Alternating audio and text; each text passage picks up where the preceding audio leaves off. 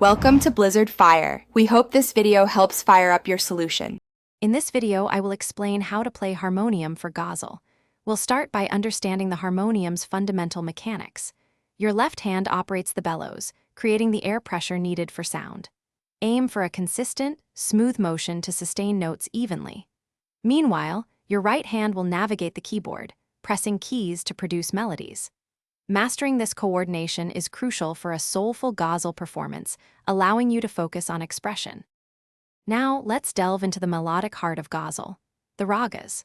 Ghazals often utilize specific ragas such as Yaman, Bhairavi, and Kafi, each carrying a distinct mood.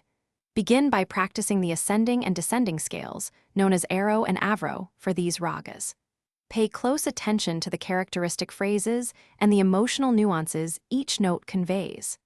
This foundational understanding will enable you to improvise and express the poetry's depth. When accompanying a Ghazal vocalist, your role is to enhance their performance, not overshadow it. Listen very carefully to their every nuance, their phrasing, and their emotional expression. Anticipate their melodic movements, providing seamless support and subtle ornamentation. Your harmonium should act as a gentle echo, enriching the vocal line without competing. Maintaining a steady tempo and precise pitch is paramount for a truly harmonious collaboration. Consistent practice is the cornerstone of mastery. Aim for at least 30 minutes of focused practice each day, concentrating on technique and musicality. Recording yourself can provide invaluable feedback, helping you refine your playing.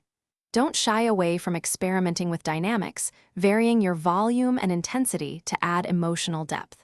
Most importantly, connect deeply with the Ghazal's poetry. Let its meaning guide your fingers and infuse your music with genuine feeling. Thanks for watching. If you found this helpful, don't forget to like and subscribe.